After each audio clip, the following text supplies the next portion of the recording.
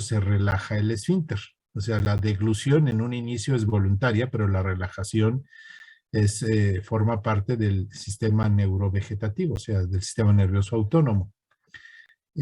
No sabemos exactamente a qué se deba esta falta de relajación del esfínter. Obviamente hay condiciones de tipo hereditario, dado que tenemos el Springer Spaniel como una de las razas más afectadas, aunque hemos tenido casos en otros individuos, ¿ok? Entonces, esta condición la vamos a encontrar en pacientes, o sea, este trastorno de apertura, de relajación del esfínter, lo vamos a poder identificar o se va a empezar a manifestar en cachorros, específicamente del Springer Spaniel, pero repito, ya hemos tenido Schnauzers, por ejemplo, Schnauzer miniatura con este problema, Weimaraner, casi todos han sido perros de raza bien definida. Lo que sucede es que el momento de la ablactación, o sea, ablactación quiere decir el momento en que dejan de amamantarse, entonces vamos a tener a estos individuos con dificultad para deglutir. Esto, lo que vamos a encontrar son perros o gatos que prenden el alimento, lo manipulan de manera adecuada y al momento que intentan deglutirlo no pueden relajar el esfínter, entonces tienden a soltar el alimento. Hay perros que se han dado cuenta que la gravedad puede ayudarles, sobre todo con alimentos más líquidos, y extienden el cuello de tal manera que la gravedad ayude a un paso en este sentido a partir de este esfínter no relajado. Entonces a nosotros nos tocará identificar esa dificultad en la deglución y diferenciarla de problemas en la cavidad oral, que dijimos que son problemas que se van a presentar en la prensión del alimento. Puede haber situaciones adquiridas por alteraciones por neuritis periféricas. Ya dijimos que lo más frecuente, una de las neuritis más frecuentes o una de las neuritis más conocidas son las neuritis por moquillo. No es la única causa, pero pues bueno, lo estoy poniendo como ejemplo. Es difícil diagnosticar porque se requiere, dado que la deglución es un evento dinámico, por ejemplo, aquí es una placa radiográfica donde se le administró alimento con medio de contraste a un paciente y estamos viendo que ese esfínter está cerrado, pero ya pasó el alimento hacia el esófago y tenemos alimento en la zona de cavidad oral. ¿Sí? Entonces, pues aquí no podemos decir, es que no hay relajación de esfínter, ¿no? Porque ya pasó y hay alimento en el estómago. Esto tiene que diagnosticarse de una manera dinámica. Entonces, pues no es factible, no es un aparato de prioridad el fluoroscopio. ¿Por qué? Porque a lo mejor nos sirve más un ultrasonido. No estoy hablando específicamente en cuanto al diagnóstico de esta condición, sino en general. O sea, cuando vamos equipando nuestro hospital, nuestro aparato, pues primero vamos a comprar los aparatos que nos sirvan para resolver la mayor cantidad de casos. El fluoroscopio es un aparato que viene siendo la cereza del pastel. O sea, primero compraríamos un aparato de rayos X antes que un fluoroscopio. ¿Por qué? Porque vamos a resolver muchos casos con rayos X y pocos casos con fluoroscopía. Si me ponen a escoger entre un ultrasonido y un fluoroscopio, desde el punto de vista general, servicio general, pues obviamente digo, no, pues primero vamos por el ultrasonido. Si me ponen a escoger entre un tomógrafo y un fluoroscopio, digo, no, pues voy a resolver más casos con el tomógrafo que con el fluoroscopio. Entonces, a pesar de que pueden ser aparatos no tan caros como un tomógrafo, pues no es prioritario porque solamente algunos casos y algunos procedimientos quirúrgicos van a requerir de la fluoroscopía. Entonces, aquí, por ejemplo, estamos viendo unas imágenes fijas de un evento de fluoroscopía donde podemos observar que el esfínter se relaja. Entonces, si este perro tuviese una presunción, un diagnóstico presuntivo de acalasia cricoesofágico, en el momento que vemos el evento de la deglución y que el esfínter se relaja y permite el paso del alimento, pues en ese momento decimos que pues, no tiene acalasia cricoesofágica.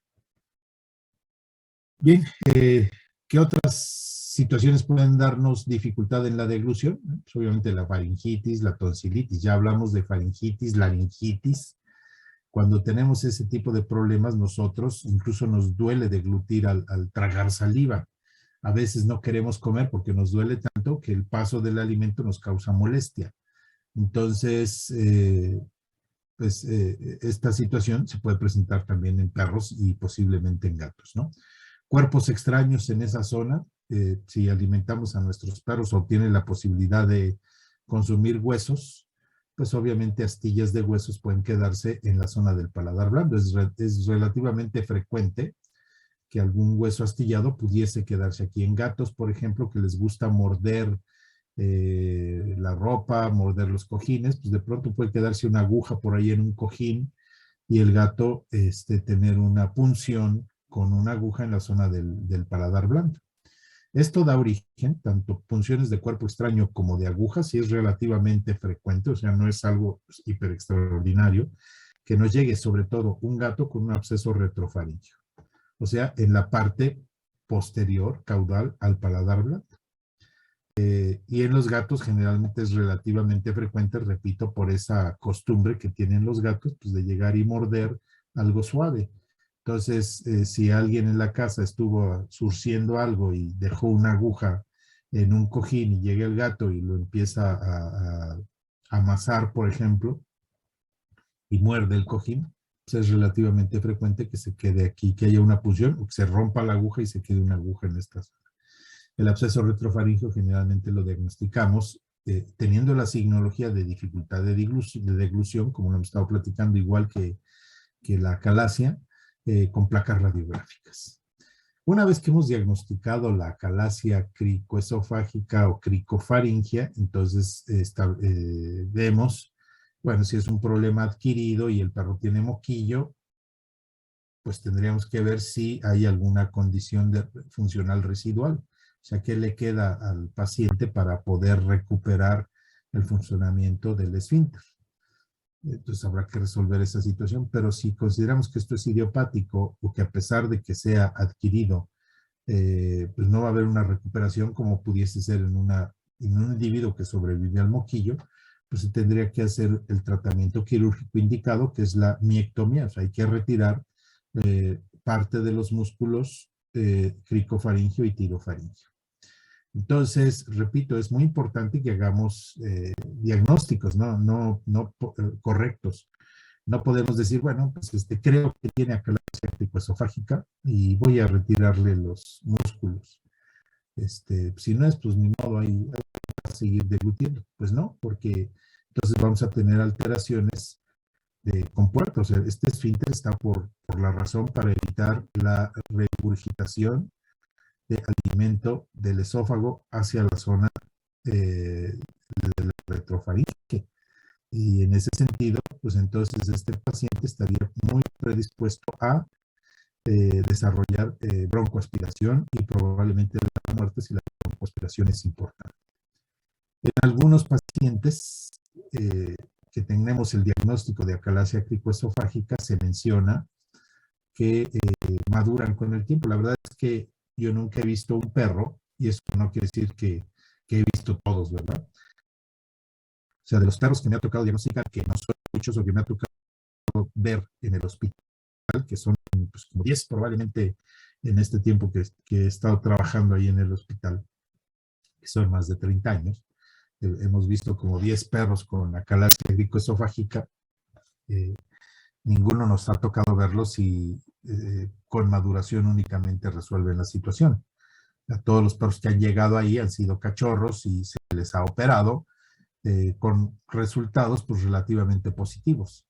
Pero la literatura indica que algunos ejemplares que no han sido tratados con método quirúrgico probablemente no tienen una falta de relajación tan evidente y pudiesen tragar, deglutir algo de alimento, pues si logran sobrevivir a esta condición, con el tiempo puede mejorar la situación.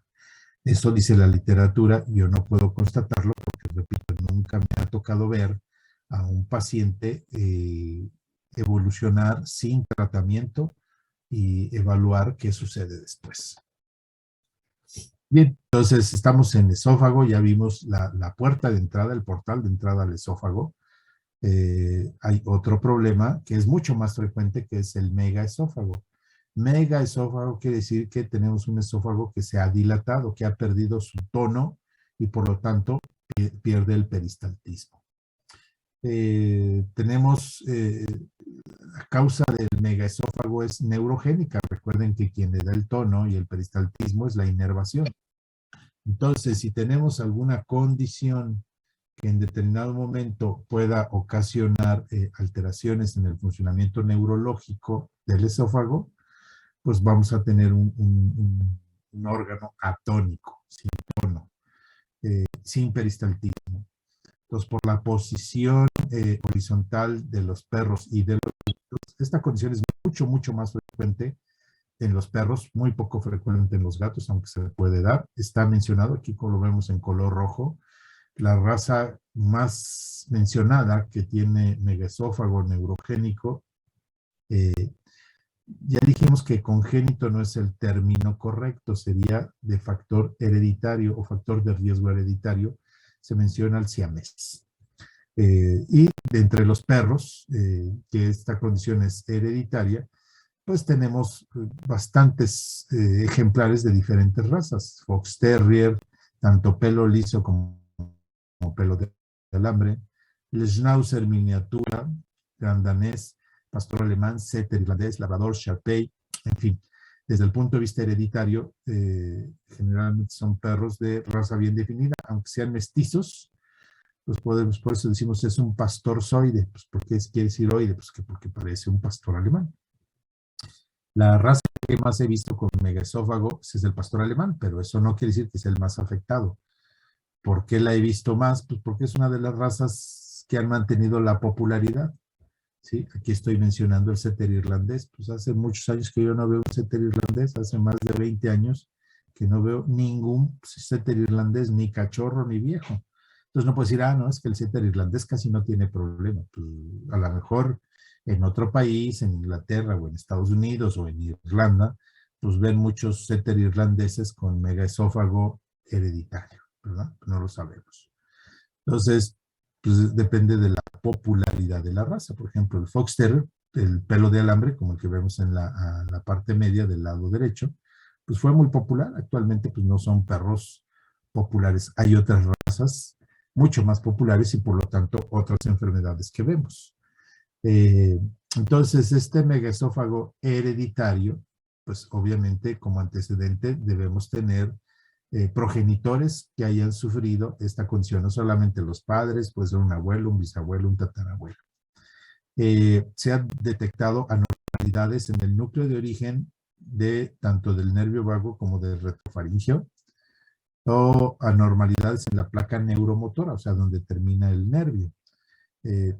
Si estamos enfrentando un ejemplar que tiene megaesófago neurogénico hereditario, no hay tratamiento curativo. El perro va a vivir siempre con megaesófago o el gato va a vivir siempre con megaesófago y siempre tendremos que estar estableciendo el manejo para que este animal pueda llevar alimento de la cavidad oral al estómago. O sea, vamos a establecer el manejo que vamos a ver más adelante, pero no podemos decirle a un propietario, sí, lo vamos a someter a un procedimiento quirúrgico de acortamiento del esófago. No hay nada de eso. Si nuestro diagnóstico es megaesófago neurogénico hereditario, no hay posibilidad de cura. El animal vivirá siempre con megaesófago y el propietario, ¿sí?, decidirá si desea mantener un animal que siempre va a tener problemas de deglución y si siempre va a poder estar manejando al perro o al gato de acuerdo a lo que vamos a mencionar. Podemos tener megaesófago adquirido. Hay muchas enfermedades que afectan al sistema nervioso y obviamente de manera de rebote van a afectar al esófago ocasionándole la atonía, la dificultad en el peristaltismo y por lo tanto que empiece a dilatarse y almacenar alimento. Entonces, dentro de estas enfermedades, nada más mencionamos algunas. La miastenia gravis, por ejemplo, es una condición que afecta al músculo esquelético. Esta alteración ocasiona que la transmisión entre el sistema nervioso y las fibras musculares no sea eficiente. Son anticuerpos contra la acetilcolina, que es el neurotransmisor, o los receptores de la acetilcolina en el músculo. Entonces, podemos tener perros que tengan signología, por ejemplo, la miastenia gravis se caracteriza porque el perro puede caminar o el gato puede caminar. Ya dijimos que en el perro la mayor parte del músculo que compone al esófago es músculo estriado, o sea, el mismo músculo que tienen los miembros que le permiten caminar a un perro. Entonces, perros que tengan dificultad para caminar y que diagnostiquemos miastenia gravis, es muy probable que en el historial clínico tenga vómitos. No son vómitos, es regurgitación por megaesófago. Polimiositis, nuevamente, sobre todo en perros. Poli, muchos, mios, músculo, itis, inflamación. Hay muchas causas de polimiositis, pero ya mencioné en el perro, sobre todo, dado que tiene mayor porcentaje de conformación por músculo esquelético, es frecuente que estas alteraciones propias de los músculos estriados se reflejen en el esófago. No así en los gatos. Un gato con miastenia gravis puede ser que no refleje megaesófago y simple y sencillamente tenga problemas de locomoción. Un gato con polimiositis puede no tener megaesófago. Esto es realmente cierto, o sea, desarrollar megaesófago en perros. Addison, hipotiroidismo, neoplasias, lupus, caquexia, o sea, una desnutrición extrema, intoxicaciones con tealo y con plomo, ahí afectan tanto a perros como gatos, y va a depender pues, de la fisiopatología, cuál es la causa. ¿No? O sea, por ejemplo, ya hablamos de la miastenia. El problema de la miastenia es una alteración a nivel de la placa neuromotora, o sea, alteración en la transmisión del sistema del impulso eléctrico entre el nervio y el músculo. La polimiositis es una alteración que se da en el músculo estriado. Aunque haya una transmisión afectiva, pues no hay una respuesta adecuada del músculo. Addison son alteraciones a nivel electrolítico. Hipotiroidismo son alteraciones que se dan en el metabolismo del nervio y del músculo. Entonces hay muchas posibles fisiopatologías que puedan ocasionar esta condición.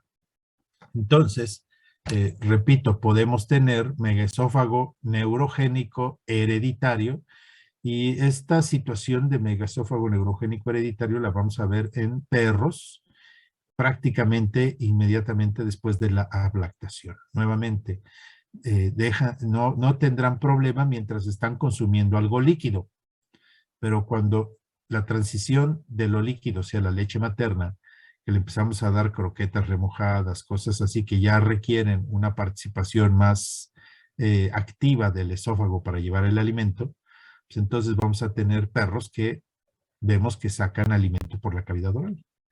Muchos propietarios van a decir, está vomitando, se lo llevan a un veterinario y si no sabe diferenciar vómito entre regurgitación, pues se va por otro diagnóstico. El signo preponderante de megaesófago, de alteraciones esofágicas, es la regurgitación y es muy diferente del vómito. ¿Ok? Nos quedamos que yo les decía, a ver, pues alguien me podría decir, les dejé de tarea, no para subirles ni para bajarles puntos, simple y sencillamente para que tuvieran más información y podríamos discutir más adecuada. ¿Qué diferencias hay entre vómito y regurgitación? Efectivas que nos permitan diferenciar. ¿Que el vómito es activo? El vómito es activo. ¿Y qué quiere decir eso? Estoy de acuerdo, pero nada más. Estaba por un esfuerzo muscular. Sí. ¿Y cómo podemos diferenciar que el vómito es activo y la regurgitación es inactiva? Porque el vómito sale proyectado y es por lo mismo de ser activo y la regurgitación este, pues no, solo... No, eso no nos permitiría, o sea, hay vómito que no, o sea, hay vómito de proyectil, pero no todo el vómito es de proyectil. O sea, hay vómitos que no son tan dramáticos, por llamarlo de alguna manera, ¿no? Es porque el vómito es alimento digerido y la regurgitación es alimento sin digerir. No. ¿Qué tal que vomitamos inmediatamente después de consumir el alimento? ¿O qué El tal vómito. que el alimento se quedó 12 horas en el esófago? Pues no nos va a permitir que el alimento se haya quedado 12 horas en el estómago a temperatura corporal, húmedo, pues va a parecer que está digerido y el vómito que acabamos de ingerir y vomitamos por alguna razón, pues no va a estar digerido. No, eso no nos sirve. La mayor parte de las veces el vómito cuenta con la contracción de los músculos abdominales. Sí, o sea, hay toda una serie de condiciones, ahí no leyeron lo suficiente.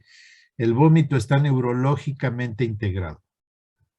Cuando ustedes van a vomitar, saben que van a vomitar. ¿Por qué? Pues porque se sienten mal.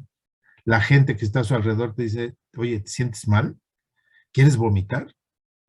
¿Por qué? Pues porque estamos haciendo una manifestación de nuestro malestar. Igual sucede en los perros y en los gatos. Yo creo que si ustedes han visto un perro que vomita, un gato que vomita, pues obviamente es que va a vomitar. Los perros y gatos que regurgitan, pues normalmente no tienen signos prodrómicos. Lo vamos a ver más adelante. Pero el signo que nos lleva al esófago es la regurgitación.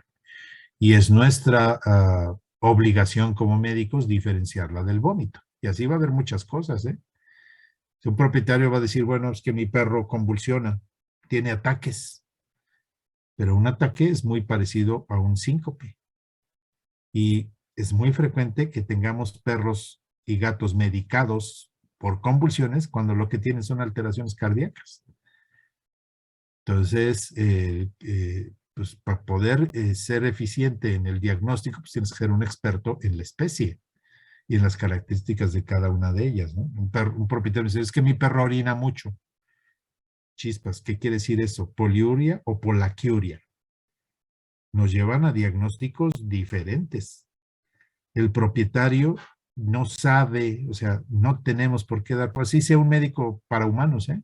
O sea, otro veterinario. Si el veterinario que nos lleva a su perro se dedica a pollos, no sabe nada de perros, como yo no sé nada de pollos, ¿sí? Entonces, no, y no puedo decir, ah, pues es que usted me dijo que el perro vomitaba. No, a mí me toca establecer si lo que me está diciendo el propietario es una interpretación de lo que él está observando. Y esa interpretación puede ser errónea.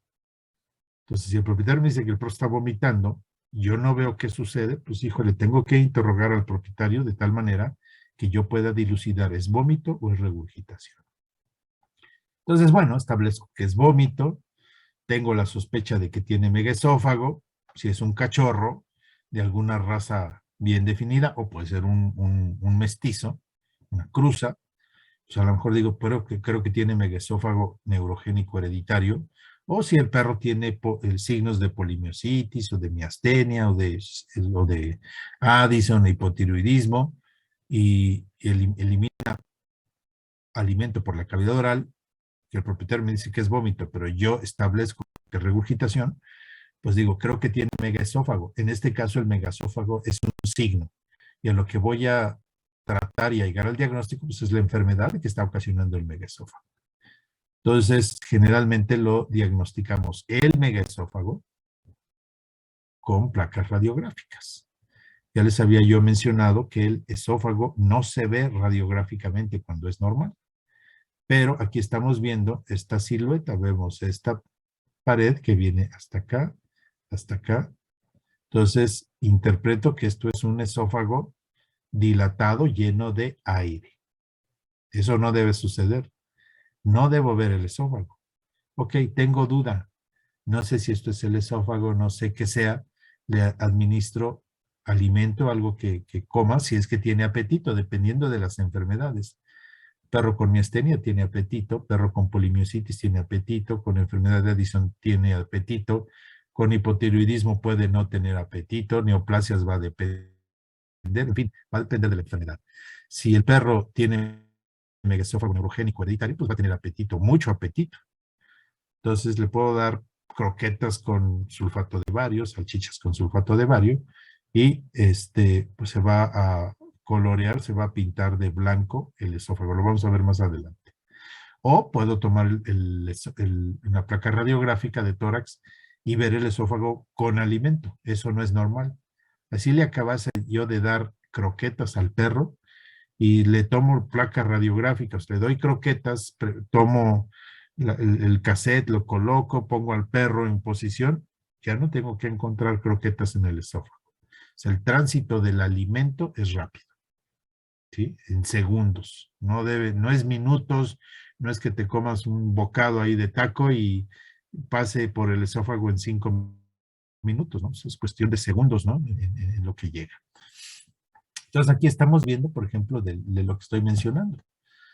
Aquí vemos la terminación nerviosa, aquí vamos a tener el neurotransmisor, en este caso que es acetilcolina, y la miastenia gravis se caracteriza por la formación de anticuerpos que puede ser contra la acetilcolina o contra los receptores. Hay muchas, no vamos a hablar de miastenia gravis, ¿no? Pero el problema es este. Entonces, para poder mejorar la condición del megaesófago secundario de miastenia gravis, pues tengo que corregir esta situación, ¿no? Tengo que administrar un tratamiento que vaya a moderar o eliminar los anticuerpos contra la acetilcolina o contra los receptores de la acetilcolina. Si yo no logro neutralizar a lo que está ocasionando la miastenia, pues no voy a poder controlar el megaesófago, ¿sí? Esta enfermedad no la mencionamos ahí, pero aquí tenemos una disautonomía. Ya dijimos que el sistema nervioso, ya mencioné voluntario e involuntario. Hay muchas cosas que pues, no tenemos la voluntad de hacerlas, pero lo estamos haciendo constantemente. Por ejemplo, vean las pupilas de este perro. Hay luz, pero las pupilas están dilatadas. El dilatar o el hacer la constricción de la pupila, pues eso no lo hacemos voluntariamente, ¿sí? Eso es involuntario, de acuerdo a los sensores y a los niveles de luz. Entonces, este perro tiene un disautonomía, un mal funcionamiento del sistema nervioso autónomo. Vemos incluso que el tercer párpado está protruido. No es que tenga moquillo. Este perro, por ejemplo, tiene disautonomía. El sistema nervioso autónomo establece qué cantidad de humedad vamos a tener en la cavidad nasal, qué cantidad de humedad vamos a tener en la tráquea. Entonces, como esto está alterado, pues las bacterias empiezan a quedar en esta zona y empezamos a tener secreciones, ¿sí? Este perro tiene problemas para deglutir porque ya vimos que la deglución tiene una combinación de voluntario con involuntario. El tono del esófago, el peristaltismo del esófago también está gobernado por el sistema nervioso autónomo. Entonces, si tenemos dificultad de funcionamiento autónomo, vamos a tener alteraciones. Este perro, por ejemplo, al momento de orinar y de defecar, pues puede tener dificultades para hacer cualquiera de las dos situaciones, porque son condiciones. O sea, el perro quiere ir a orinar. Ok, sale a la calle, sale al patio, y en el momento que se posiciona, porque eso es voluntario, para orinar, pues la micción en sí tiene condiciones voluntarias e involuntarias. Están involucrados el sistema nervioso autónomo y el sistema nervioso esquelético, ¿ok?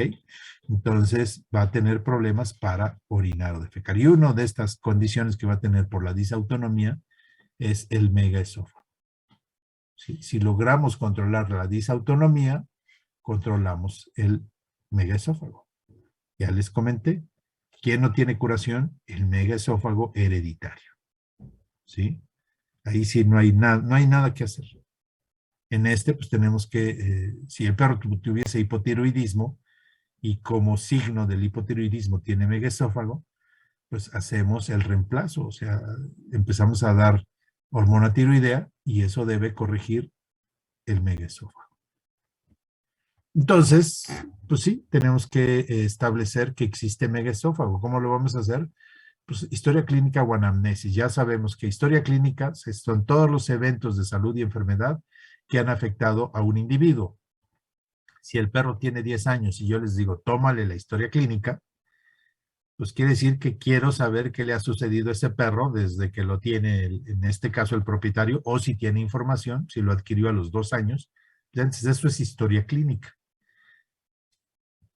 Si yo quiero únicamente que tomen los eventos que están relacionados con el motivo de consulta, entonces eso se llama anamnesis. Entonces, si el propietario trae al perro porque vomita, digo, tómale la anamnesis. Entonces, la primera pregunta que tienen que hacer es, ¿desde cuándo vomita? Ah, pues desde hace 2 meses. Entonces, a partir de eso, pues podemos empezar a preguntar. O sea, el motivo de consulta es que lo trae por vómito. Y la anamnesis son todos los eventos relacionados con el motivo de consulta. Obviamente podrá haber situaciones donde me interese la historia clínica. ¿Sí? Por ejemplo, una distosia, o sea, dificultad para parir, ¿verdad? Entonces, les pido, tómale la historia clínica. Dice, bueno, es que empezó a parir hace 48 horas y ha tenido bla, bla, bla, bla, bla. Ok, pero tienes que tomar historia clínica. ¿Qué tal que esta perra fue atropellada cuando tenía 6 meses de edad? El propietario no apreció y tuvo una fractura de pelvis que tuvo una mala unión, o sea, reparó el hueso, pero cerró el canal pélvico.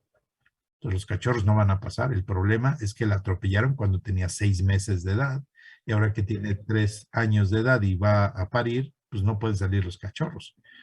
Entonces, el motivo es por historia clínica y la anamnesis es pues lo que ha sucedido a partir de, ¿por qué la trae? Pues porque no puede parir, ya lleva 48 horas.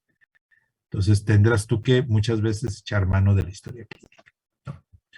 En el examen físico va a depender pues, de qué es lo que estés enfrentando. Si estás enfrentando un esófago hereditario, pues únicamente van a ser signos de alteración esofágica sin involucramiento sistémico. Pero repito, si estás enfrentando un perro o un gato con hipotiroidismo, pues vas a tener signos de la enfermedad base y van a estar adicionados las situaciones esofágicas. Ya mencioné que necesitamos estudios radiográficos, también puede ser fluoroscopía, esofagoscopía, porque pues, podemos tener un perro que tenga regurgitación porque tenga un cuerpo extraño. Si queremos establecer perfectamente la condición o estamos haciendo todo esto y nos va saliendo negativo o no importante, aunque todavía en México no tenemos posibilidad de hacerlo, lo único que necesitamos es una persona, un médico que decida hacer el diagnóstico electrodiagnóstico, ¿sí? Hay que comprar un electromiógrafo, hay que hacer las interpretaciones y hay que ofertar el servicio. El electromiógrafo no es uno de los aparatos más caros, pero nuevamente, esto es para una persona que haga neurología y que haga una neurología a tope, por ejemplo, y que quiera meterse en esta condición. Es tan importante como un electrocardiograma, ¿sí? Entonces, estableceríamos si la normalidad está a nivel de la placa neuromotora, si está en el sistema nervioso periférico, en fin, en esos casos en los cuales no encontramos un diagnóstico clínico porque no haya una signología que nos lleve a una condición de megaesófago adquirido. Entonces aquí estamos viendo, por ejemplo, este es un arco en C, este es un cirujano veterinario que está observando a través del reproductor en la pantalla del fluoroscopio qué es lo que está sucediendo. El problema con esto es que es radiación ionizante. Este veterinario aquí tiene su protección de plomo, o sea, tiene que estar disfrazado de imagenólogo. Entonces, en fin. Y estos son pequeños shots, pequeños disparos para que tú puedas ver. No puedes estar haciendo este procedimiento todo el tiempo abajo del fluoroscopio, porque entonces vas a tener una lesión por radiación. esofagoscopía o la broncoscopía, pues actualmente es una realidad. Hay muchas clínicas que actualmente tienen estos aparatos. Un buen aparato para hacer endoscopías, por ejemplo, pues te cuesta alrededor de 300, 400, 500 mil pesos, dependiendo de la calidad. Entonces, una fluoroscopía, pues no la puedes cobrar en 1,000 pesos. Así sea nada más para ver, ¿no? O sea, de pronto ahí llegan a una clínica y dicen, oiga, doctor, me dijeron que tiene un cuerpo extraño y que probablemente lo puede retirar por la cavidad oral con fluoroscopía. ¿Cuánto cuesta? Pues, o sea, sacar una pelota o algo así del esófago con un fluoroscopio, pues te cuesta alrededor de 10, 15 mil pesos probablemente.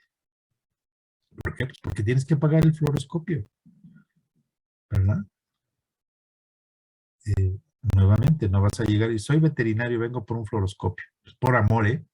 Por amor. Ah, sí, se lleva el fluoroscopio, pues trabaja por amor, es por vocación. Esta persona, estos veterinarios trabajan por vocación y por amor. ¿No? Pues no, así no sucede. Entonces, aquí estamos haciendo un acercamiento, pues esta la fluoroscopía es dinámica. Esto es una imagen de internet, ¿no?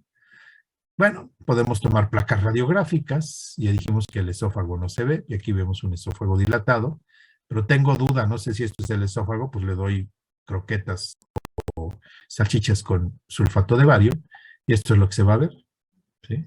No debe haber alimento, no debe haber sulfato de bario. Cuando tomo la placa, no, es que pues, ahí está pasando el alimento, no, no debo verlo ni pasando. Entonces, con esto ya tengo el diagnóstico de megaesófago. Entonces le pongo megaesófago hereditario, pues ya sé que este sujeto siempre va a vivir con megaesófago. Tiene megaesófago por miastenia, porque tiene problemas a nivel placa neuromuscular, o tiene miastenia, tiene megaesófago por limiosis, pues tengo que tratar la polimiositis, la miastenia, la disautonomía, tengo que tratar el hipotiroidismo, la intoxicación, en fin, lo que sea, ¿no? Pero debo diferenciar muy bien ese megaesófago. Bueno, en las dos situaciones, si quiero yo mantener con vida a un perro, vamos a suponer que este es el mismo perro, de cachorro, este tiene megaesófago hereditario, pues debo condicionarlo, así como me decían, ¿y cómo voy a hacerle para que le limpie yo los dientes al perro? Pues igual que aquí, ¿sí? Vas a tener que adaptar, pues esta es una caja de juguetes, ¿verdad? O mandas a hacer, por ejemplo, unas periqueras. En Estados Unidos ya hay unas periqueras, pero pues tú no pones a un perro y le dices, tienes megaesófago y ahí te quedas. Sí, porque además se tiene que quedar 1 hora en esta posición vertical. ¿Ok? Entonces, podemos tener un cachorro que tenga megaesófago hereditario. Pues no quiere decir que lo tenga que eutanasiar, pero yo sé que entonces voy a tener que hacer manejo y modificación para que este animal consuma alimento, la gravedad lleve el alimento de la cavidad oral hacia el esófago y siempre será un alimento semilíquido. A la mexicana no funciona, esto es a la mexicana. No, pues tiene que usted que mantener al perro 1 hora en posición vertical. A la mexicana no, pues es que yo le doy las croquetas ahí encima de la lavadora. Pues sí, pero en cuanto termine las croquetas, ¿qué hace este perro? Se baja. O sea, debe estar en esta posición. Aquí estamos viendo, cuando tenemos, por ejemplo, hace como 5 años, importaron un gato, un bengalí, era para un criadero de bengalís, y el gato que habían importado, pues tenía megaesófago hereditario. Entonces, pues ya saben, el reclamo al criadero.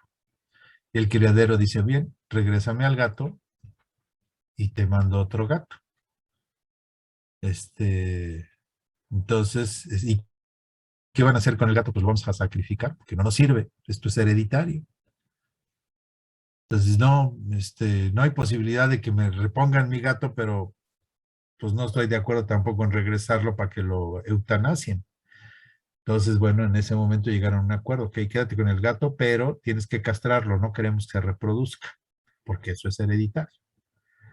Entonces, ese gato, pues al rato lo adoptó una doctora, y se llevaba el gato a su trabajo. Entonces parecía que tenía un bebé porque lo tenía que alimentar y luego lo tenía que mantener 1 hora, pero le dijeron, a ver, no puedes dejar de trabajar para que abrace al gato y esté en esta posición, como está este beagle.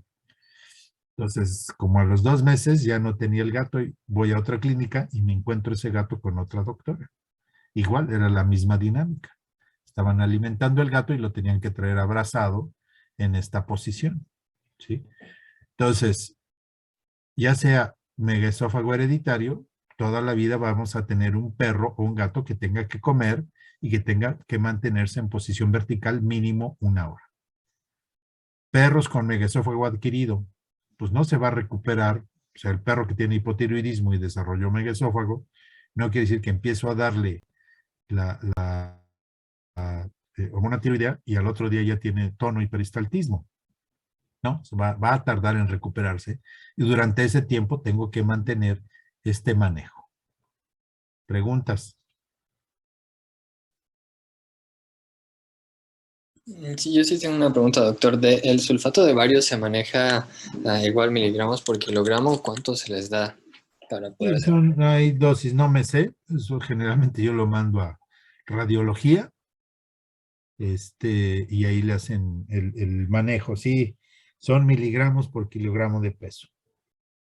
Uh-huh. Ok, gracias, doctor. Bien, entonces con eso terminamos megaesófago. Ahora vamos a abordar obstrucción esofágica. Aguántenme un minutito. Voy a ver algo que está aquí sucediendo.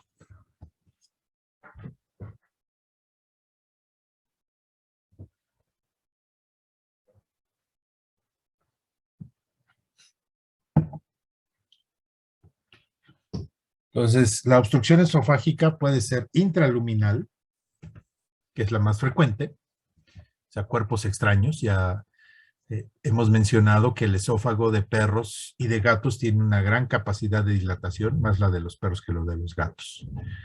Y que es poco frecuente que haya cuerpos extraños. Obviamente que un cuerpo extraño se quede atascado en el esófago, pues va a depender más de las características del cuerpo extraño que de la capacidad de dilatación del esófago. ¿Sí? ¿A qué me refiero? Pues que pues un hueso, obviamente con estas aristas, con estos ángulos cortantes, pues se puede quedar fácilmente atascado, ¿verdad? Pero pues es poca la tendencia, ya mencioné y deben recordarlo, es más frecuente que operemos a un perro o a un gato por un cuerpo extraño intestinal o gástrico que por un cuerpo extraño esofágico. Pero bueno, se dan los casos. Puede ser que esté en la pared del esófago, parásitos, por ejemplo, neoplasias. Puede ser que la obstrucción sea fuera del esófago, arco aórtico derecho, subclavia aberrante, por ejemplo. Bien, generalmente, pues el diagnóstico, pues muchas veces está de acuerdo, bueno, no muchas veces está relacionado con el motivo de consulta. El motivo de consulta, siempre debemos saber por qué llevan al paciente a revisión. Es un punto de partida. Entonces, bueno, a lo mejor el propietario fue testigo de que el perro o el gato consumió el cuerpo extraño. O si no lo observó, pues le falta algo, ¿verdad? Oiga, pues había unos calcetines y no están, y este perro se come todo. O sea, también el comportamiento, ¿no? La anamnesis, la historia clínica, hemos tenido perros que han tenido que ser operados 4 o 5 veces porque les gusta consumir cuerpos extraños. Obviamente, puede ser que se queden en el esófago o que estén en el estómago o que estén en el intestino.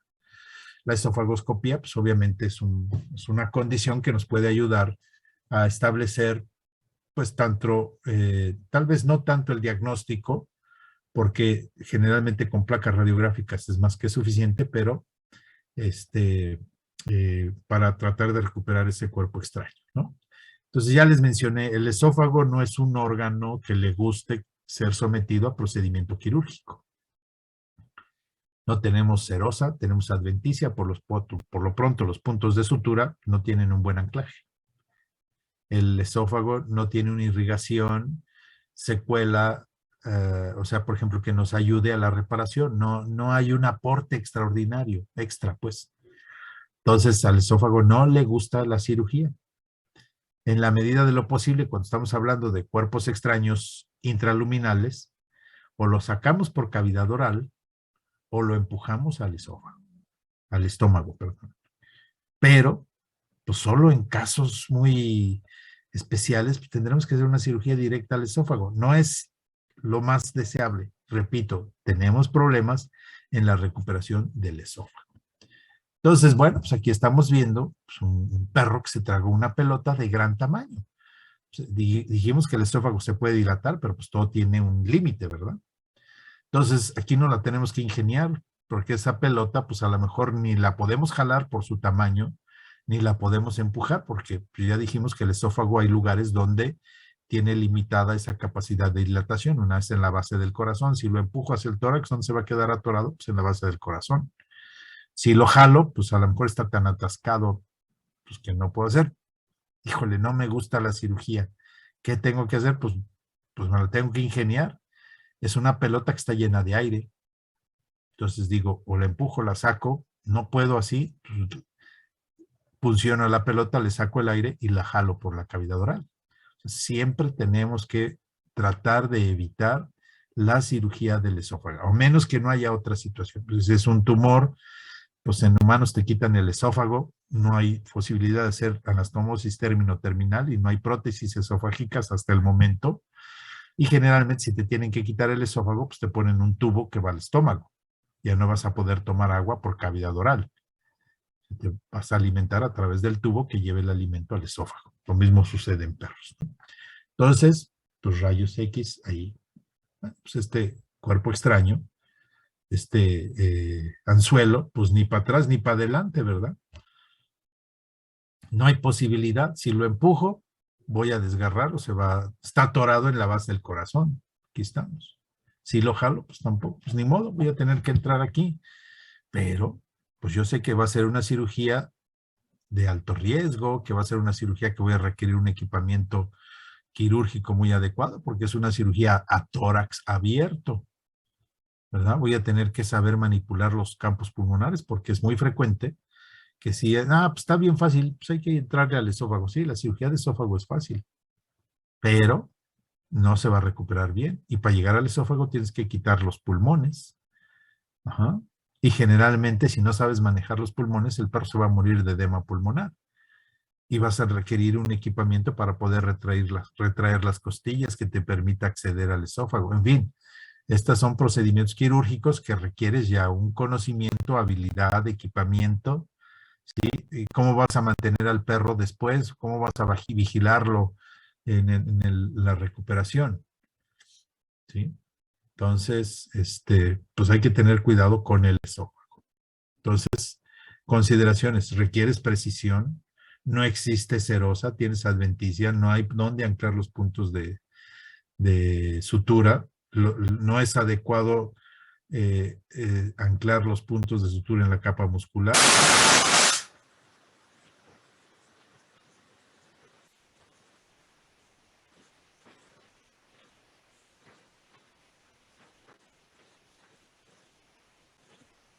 Doctor, creo que se perdió el audio. Sí, creo que fue el audio del doctor.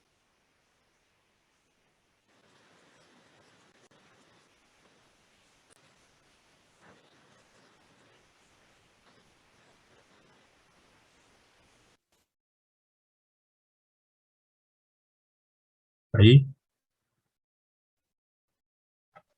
Ya se escucha, pero ya no vemos la pantalla. Sí, es que me tengo que salir para...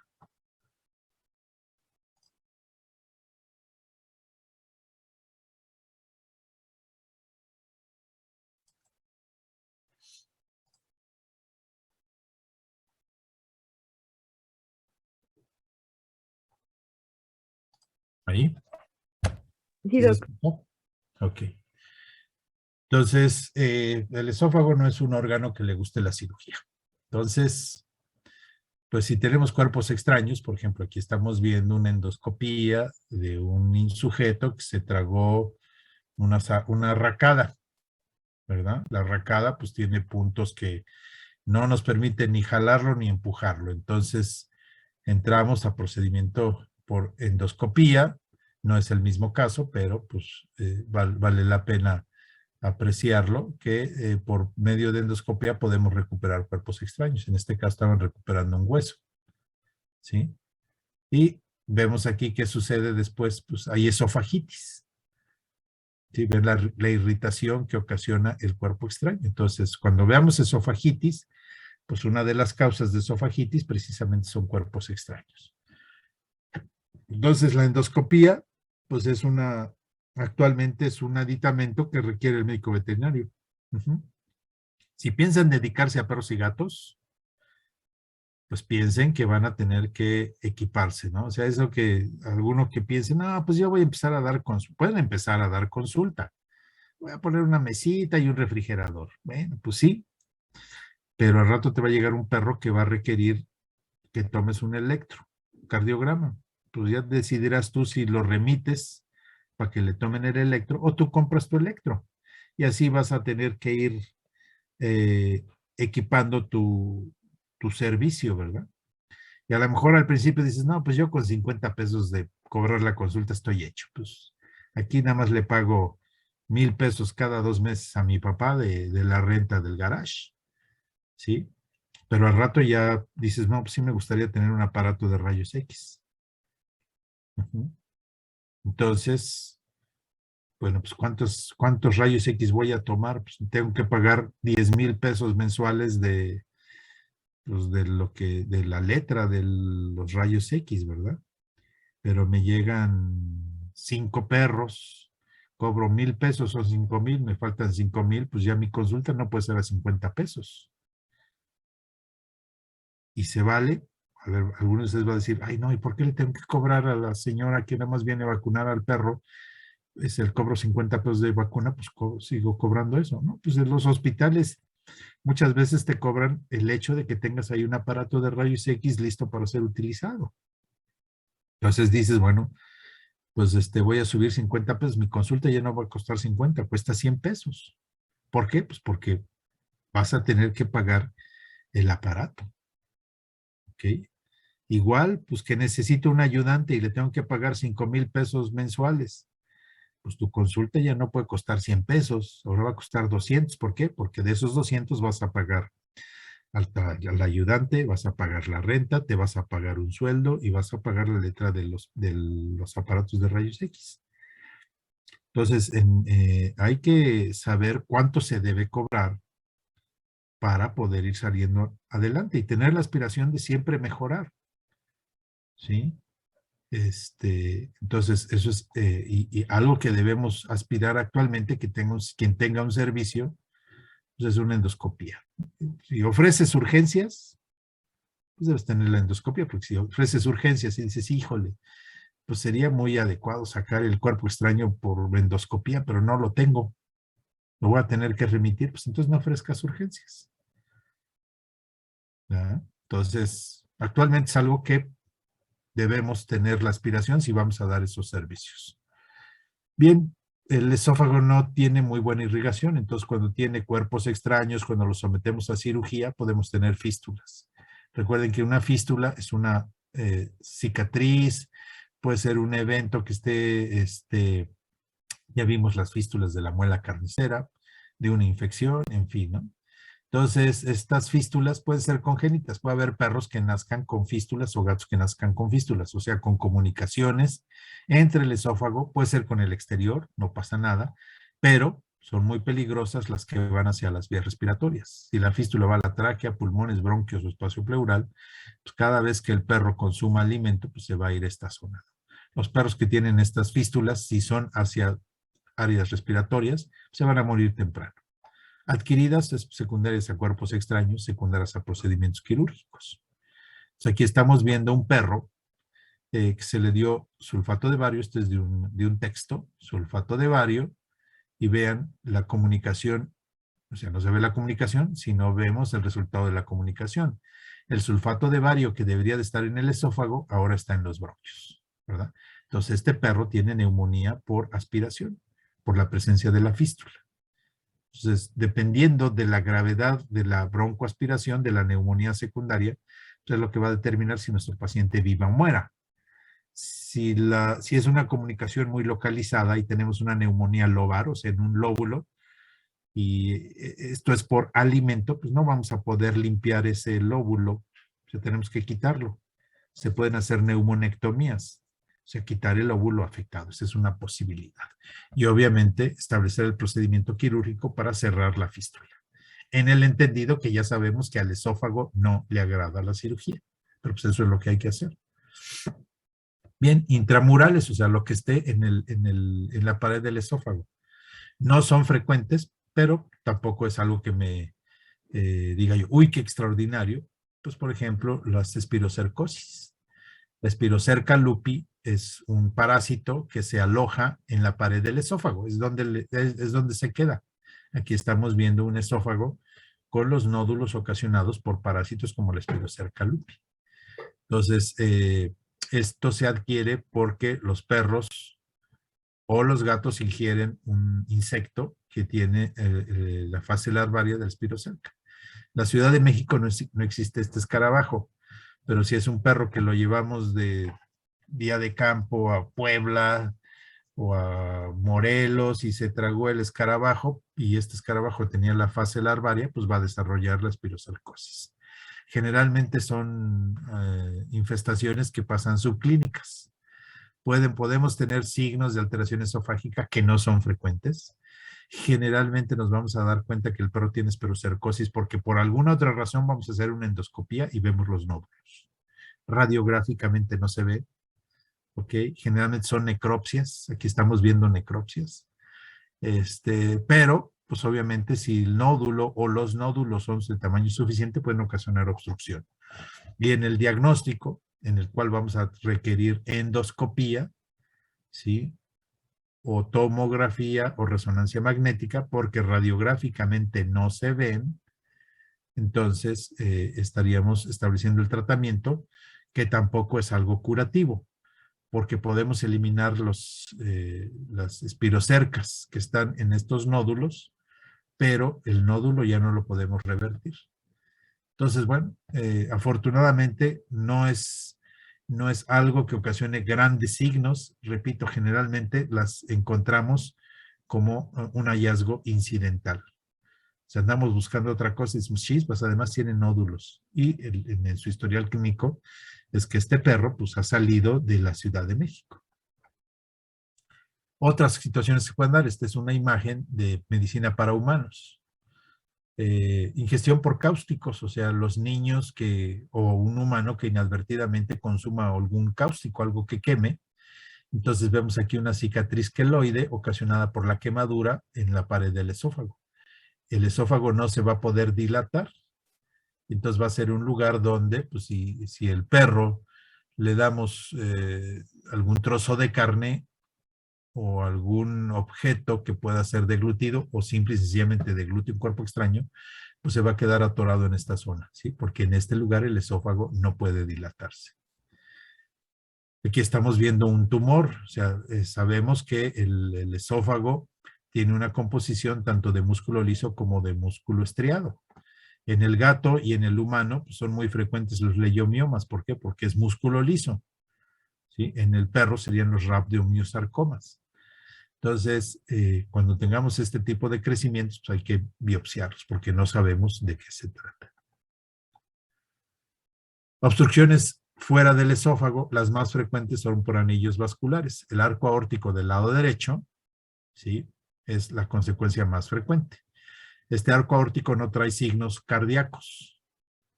Si no es que salga del otro lado, sino que sale del lado izquierdo, pero sabemos que en el embrionario tenemos dos arcos aórticos.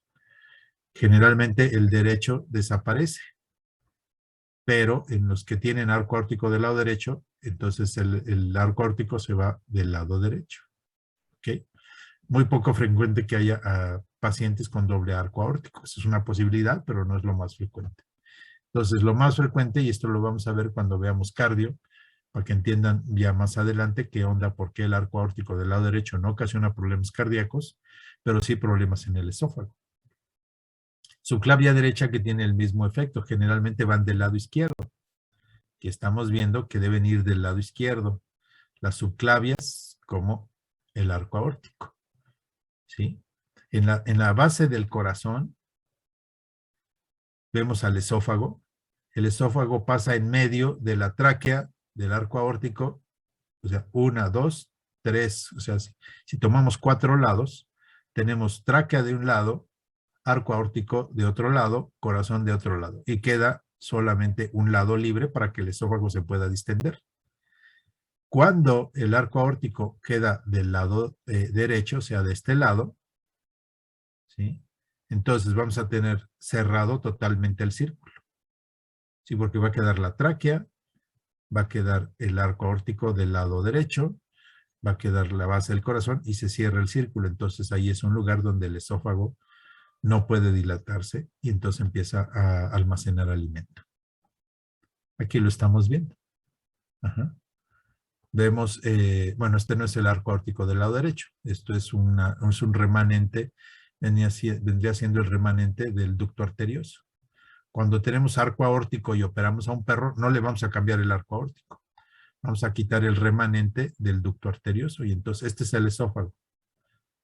Entonces, cuando tenemos el arco aórtico del lado derecho, se cierra el círculo. Cuando tenemos del lado izquierdo, siempre le queda el lado derecho al esófago para dilatarse. Aquí lo estamos viendo también.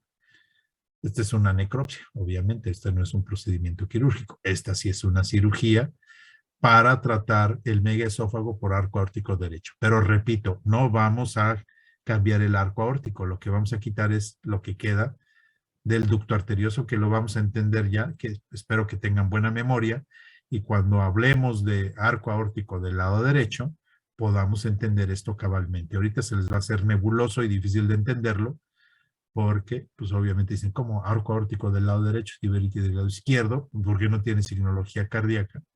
Pues no, no tiene signología cardíaca, simple y sencillamente es una anormalidad en la formación del perro, o del gato, o del humano, y su remanente del ducto arterioso, pues se queda cerrando el círculo totalmente.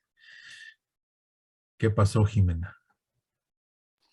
Tengo una duda, doctor, pero es respecto a, bueno, si encontramos alguna obstrucción esofágica por alguna masa, ¿en qué circunstancias no se podría biopsiar?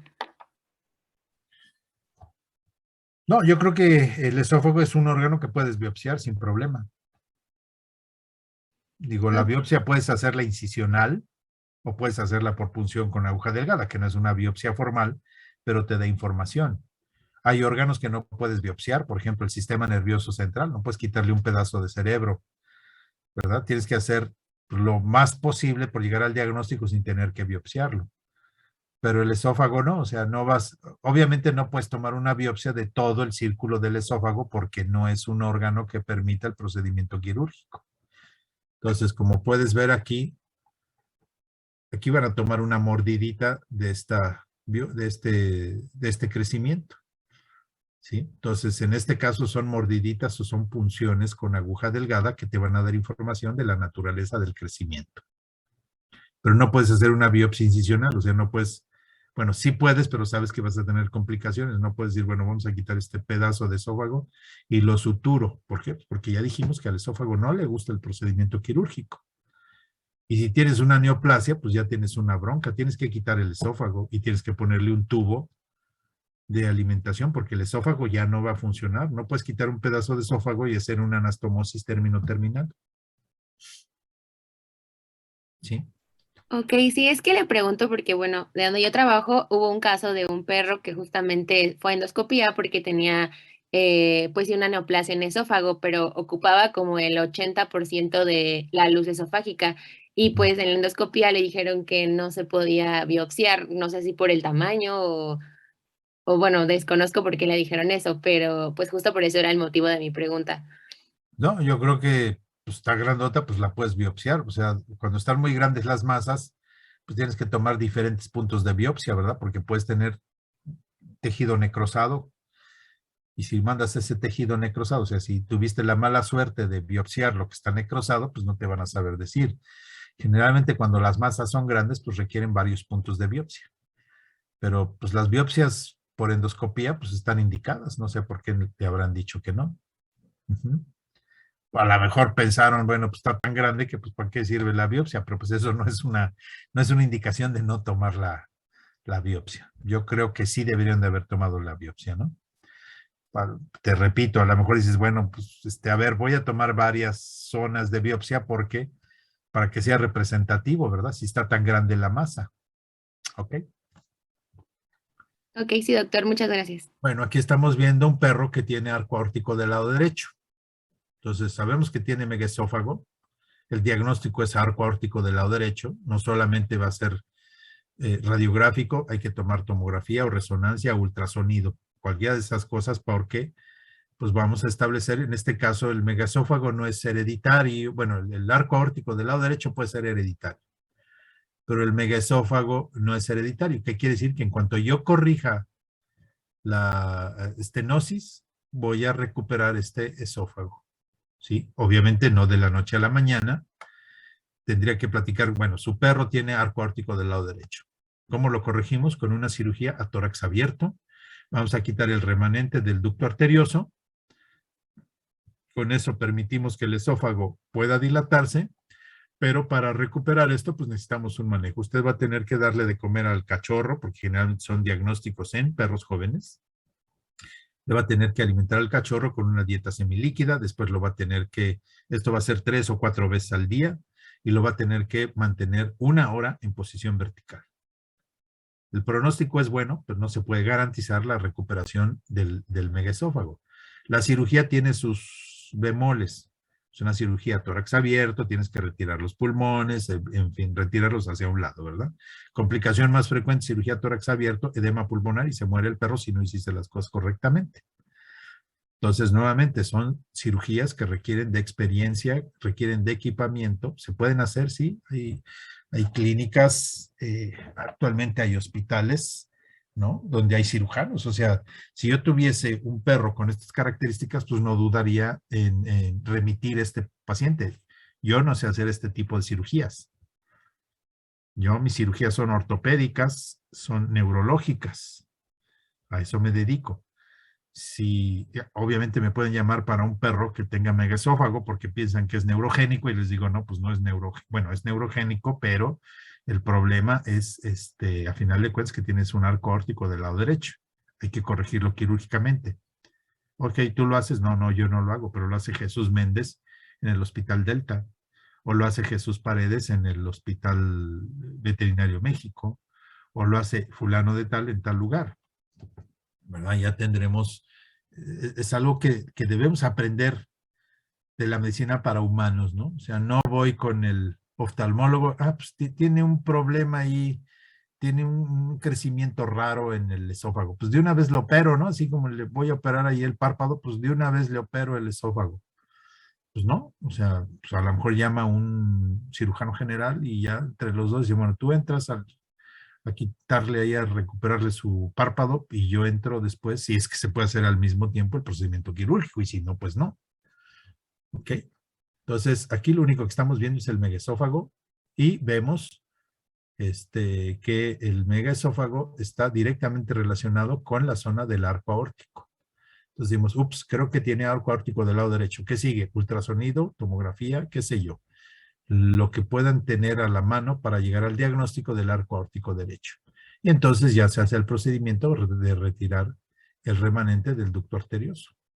Y después vendría el manejo de que dijimos acá de los perros, estos, ¿no? Que están comiendo, hasta que se recupere el tono, si es que se va a recuperar. Hay perros que nunca lo recuperan, ¿eh? Y habiéndolos operado, pues tendrán que consumir alimento, así como lo estamos manifestando. Bien, podemos tener masas en el mediastino. Aquí estamos viendo un paciente que tiene alteraciones en la deglución, o sea, regurgita. Tomamos placas radiográficas y vemos que hay una masa que incluso está desplazando la tráquea dorsalmente. No sabemos, radiográficamente no nos dice, no tenemos la posibilidad de establecer cuál es la naturaleza de la masa. ¿Es un absceso? ¿Es una neoplasia? ¿Qué tipo de neoplasia? se tendría que hacer una biopsia o una punción con aguja delgada. Ya tendríamos que ver cuál es la condición, guiada por ultrasonido. Lo mandamos a tomografía y pedimos que nos hagan una punción guiada por tomografía. En fin, entonces en este caso, pues decimos chispas, ¿será un absceso en el esófago? ¿Es una neoplasia en el esófago? Administramos medio de contrastes y vemos que el esófago está dilatado, hay anormalidad, no debe quedar alimento en el esófago. Entonces esto es por una obstrucción esofágica periesofágica, pero no es vascular. Y la neoplasia no está en el esófago. Entonces decimos, es una masa mediastinal. Tenemos que tomar una punción o hacer biopsia. Entonces, lo que siga, ¿no? Para adelantar. Estamos hablando de megaesófago y sabemos que hay condiciones locales del esófago y secundarias del esófago. En este caso sería, el esófago está teniendo consecuencias porque el paciente tiene una masa fuera del esófago, pero lo está empujando. Bien, cuerpos extraños, megaesófago congénito o hereditario. Eso va a ocasionar irritación de la pared esofágica. Puede ser irritantes deglutidos, ya vimos lo que sucede cuando hay un cuerpo extraño. Reflujo gástrico, ya vimos que el esófago no tiene moco, tiene su mucosa, pero no tiene moco, por lo tanto no tiene protección. Si hay paso del contenido gástrico al esófago, eso produce quemaduras por el pH ácido. Cuando vomitamos o cuando tenemos reflujo, o sea, cuando tenemos, por ejemplo, gastritis y empezamos a tener reflujo, nos arde el esófago horrible, ¿sí? Entonces es porque está pasando jugo gástrico hacia el esófago. Y esto puede ocasionar incluso úlceras muy graves a nivel esofágico, ¿sí? Entonces, la esofagitis no es tan frecuente en perros como en el humano o en los gatos, pero se puede dar, ¿no? Entonces hay que retirar la causa que está ocasionando la esofagitis. Esta es una endoscopía, esta es de un humano, una endoscopía de un humano que tiene discapacidad del esfínter gastroesofágico. Entonces tiene reflujo del estómago al esófago. Estamos viendo aquí como si fueran quemaduras. Son quemaduras. Entonces eso arde e incluso puede perforar el esófago cuando esto se hace más grave. Por eso muchas veces escuchamos, ¿no?, la famosa hernia hiatal. La hernia hiatal es una disfunción del esfínter. Entonces tenemos reflujo del jugo gástrico hacia el esófago. Y hay que operar para que no haya esos reflujos. No es frecuente en perros, pero se puede dar. Es más frecuente por cuerpos extraños, por irritantes deglutidos, sobre todo en cachorros, ¿sí? Los cachorros primero se lo comen y después preguntan si se lo podían comer o no, o debían comer, ¿sí? Entonces, obstrucciones es lo más frecuente. Aquí estamos viendo otras esofagitis por reflujo en humanos, son imágenes de casos de revistas de medicina para humano, pero quiero que vean lo que pudiese suceder. Vean, por ejemplo, aquí tenemos, nuevamente son hernias hiatales y es paso de contenido gástrico hacia el esófago. Y vemos aquí que, aquí nada más hay irritación, pero aquí ya empezó a horadar, esto ya es una úlcera. Y las úlceras pueden ser muy graves. Pueden incluso llevar a la muerte por hemorragia, aunque sean del esófago. Humanos con SIDA, por ejemplo, todos tenemos candidiasis, pero cuando somos inmunocompetentes, mantenemos a la cándida dentro de niveles de homeostasis. Cuando tenemos inmunodeficiencia, pues empezamos a dejar que nuestra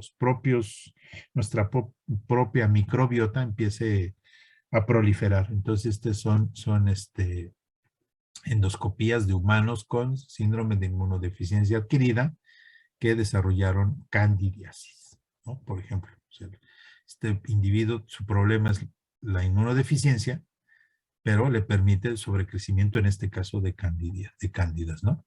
Y estamos viendo nuevamente casos de humano en diferentes etapas, ¿no? Una irritación, simple y sencillamente, una irritación donde empieza la horadación, se establece la úlcera y esta úlcera ya está a punto de perforar. Pero vean aquí este vaso. Si este vaso se rompe, este sujeto puede morir por hemorragia. Los vasos esofágicos pueden ocasionar problemas graves. ¿Ok? afortunadamente no es algo frecuente. O sea, en humanos, sí, en humanos yo soy de la primera generación de especialistas y muchas clases pues nos las daban médicos para humanos. Teníamos que ir por ejemplo, el que nos daba gastroenterología era un médico militar y teníamos que ir al hospital militar que está acá en Periférico, cerca del el hipódromo de las Américas, y ahí no atendíamos, únicamente tomamos la clase y nos llevaban a que viésemos sin tocar y nada más viendo ahí lo que hacían los residentes de humanos. Pues nos tocó ver, por ejemplo, la muerte de una persona por una úlcera perforada y con un sangrado espeluznante. Estaban trabajando ahí y parecía que estaba Freddy Krueger ahí masacrando al pobre sujeto, ¿no? O sea, es impresionante pues la hemorragia que te puede ocasionar una úlcera perforada varicosa a nivel esofágico. Y todo eso por una hernia hiatal maltratada o no tratada, pero llegó este paciente ya complicado al hospital, ¿no? Bien, en los casos de esofagitis, ¿qué tenemos que hacer? Tratar la causa primaria, disminuir, si lo que tenemos es reflujo gástrico, pues hay que disminuir la secreción con bloqueadores H2. Actualmente ya la ranitidina no está de moda, es muy efectiva, pero no está de moda, incluso a veces es difícil encontrarla en el mercado. Están el omeprazol, es el medicamento que está de moda, lansoprazol.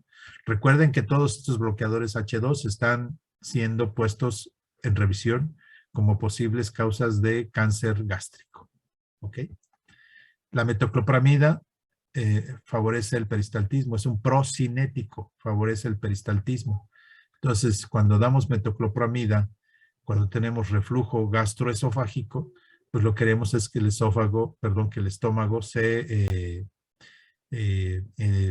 el tránsito gástrico sea lo más rápido posible para que haya poco contenido en el estómago y no tenga la tendencia a pasar al esófago.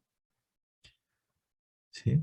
Entonces, si tenemos esofagitis, no induzcan el vómito, sobre todo en la ingestión de cáusticos. ¿Por qué?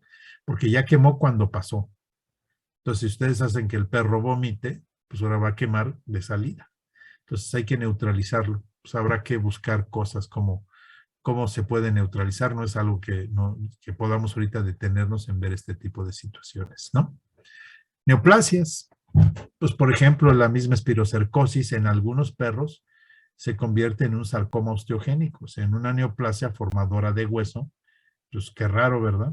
Estamos en tejido blando. ¿Y por qué forma hueso? Pues por la metaplasia, porque recuerden, la metaplasia da origen a la neoplasia, un nuevo tejido. Neoplasia, nuevo, plasia, tejido. Entonces, la espirocercosis puede ocasionar sarcoma osteogénico en el esófago. No es frecuente. Aquí estamos viendo una imagen de un gato que tiene carcinoma de células escamosas. Nuevamente, vamos a tener la imagen, pero no vamos a saber qué es un carcinoma de células escamosas. ¿Quién nos los va a decir? La biopsia. Y en este caso, generalmente es una biopsia por endoscopía o una toma de muestra por punción con aguja fina. Pues, ¿qué vamos a hacer con este gato? Pues, híjole, ya dije que el esófago no podemos retirar la masa y luego hacer una anastomosis término-terminal. Tendríamos que quitar el esófago, cerrar el estómago y entonces poner un tubo de alimentación tanto líquida como sólida directa al estómago. Este gato ya no podría comer por cavidad oral. En humanos se hace. En perros, pues bueno, pues a menos que un propietario diga, no, yo me hago cargo, ¿sí? Yo voy a estarle dando alimento a este gato cada X tiempo, tanto el agua como los sólidos. El diagnóstico de espirocercosis, pues obviamente puede ser, es difícil, generalmente ya les dije que esto lo vamos a encontrar a las necropsias o cuando estemos haciendo alguna otra cosa. O a lo mejor hicimos un copro parasitoscópico para cualquier otra situación y encontramos por flotación, encontramos estos huevos así como que tienen adentro un clip.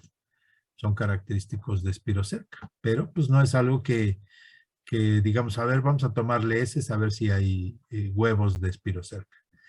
No lo hacemos porque no estamos en un lugar donde hay endémicamente espirocercosis. Generalmente son perros que han salido de la Ciudad de México, ¿no?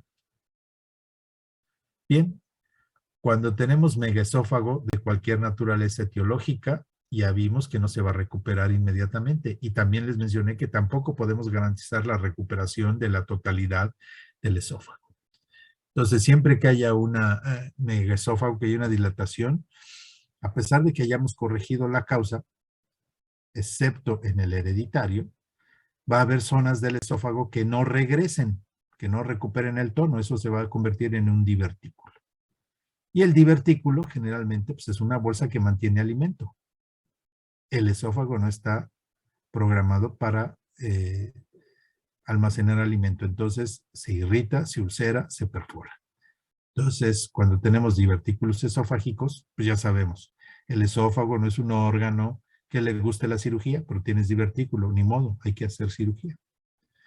Vamos a hacer el diagnóstico, estamos viendo aquí una placa radiográfica, ¿sí? Ya se está recuperando el esófago, probablemente estaba más dilatado, pero vemos que esta zona se mantiene y esto probablemente nunca se recupere. ¿Sí? Podemos hacer endoscopía. Este es el esófago, este es el divertículo. Y esta es está mal puesta la imagen. Este es el esófago, se está recuperando y aquí vemos el divertículo. Otra imagen, esta es sin medio de contraste. No vemos el esófago, pero vean, aquí está el divertículo. Probablemente, si nos chispas, ¿qué es esto? ¿Es una masa fuera del esófago? Entonces procederíamos a la endoscopía. Ah, no, es un divertículo. Ok, entonces hay que hacer la cirugía. Acá viene el esófago, este es el divertículo. Entonces hay que retirar el divertículo. No vamos a hablar de la técnica quirúrgica porque no es el caso. Nada más saberlo. Ok. Bueno, entonces dijimos que el signo preponderante de las alteraciones esofágicas es la regurgitación. ¿Alguno de ustedes? Bueno, es que el vómito es activo y la regurgitación es pasiva. Pues sí, ok. Un perro que regurgita, un humano, un gato que regurgita, pues puede estar en una exposición y de pronto se le viene el alimento que ha estado en el esófago. Nunca ha pasado al estómago, aunque podemos tener regurgitaciones que vengan del estómago siempre y cuando hay una incompetencia total de la zona de alta presión, porque ya dijimos que perros y gatos no tienen esfínter. ¿Se puede venir una regurgitación gástrica? Sí, sí puede venir, pero el 99% serán del esófago. No hay actos anticipantes, o sea, un perro que va a regurgitar no sabe. Un perro que va a vomitar sabe que va a vomitar, se siente mal, tiene náuseas, etc. ¿Sí? No requiere de influencia, no hay nada que gobierne la regurgitación. Simple y sencillamente es porque el alimento va a salir a partir del esófago. ¿Preguntas? Si es que tienen.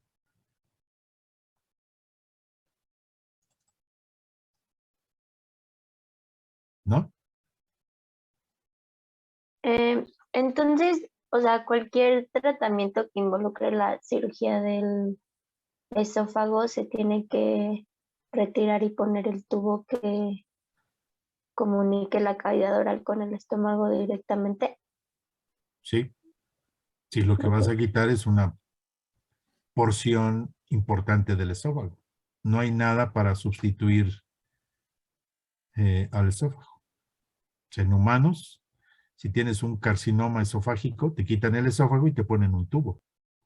No han sido exitosos los intentos por poner una prótesis, ¿no? Hace años estuvimos haciendo un trabajo ahí en el hospital, en conjunto con el siglo XXI del Seguro Social, y se trataba de sustituir al esófago por intestino delgado. Entonces se cortaba una porción de intestino delgado, se mantenía la irrigación del intestino delgado y se trataba de conectar habiendo quitado una porción del esófago y en esa porción se ponía una porción de intestino delgado con irrigación de intestino delgado. O sea, se hacía una comunicación del tórax al abdomen, obviamente muy controlada, pero no funcionó.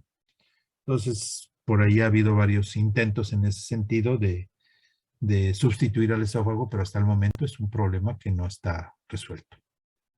Sí, tendrías que retirarlo y poner un tubo de alimentación. Ujú. Ok.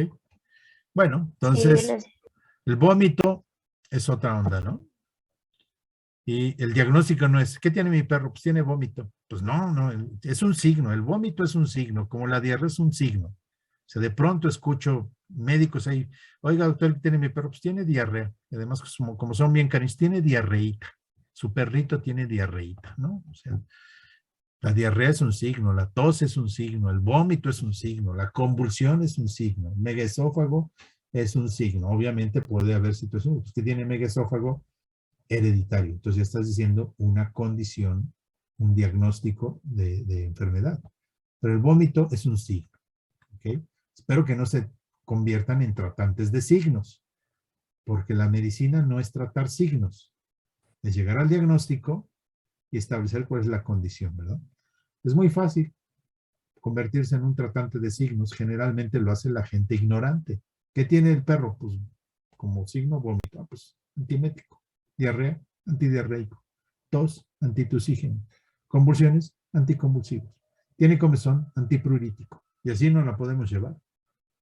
Y el perro se va a curar a pesar de nosotros. No estamos haciendo nada por curar. Estamos tratando los signos. Y eso también sucede en humanos, ¿eh? Pero es muy frecuente en veterinarios. Entonces, hay que diferenciar el vómito de la regurgitación y esto pues es un ejemplo simple y sencillamente de lo que tenemos que diferenciar. Bien, el vómito tiene eventos previos porque es neurológicamente integrado.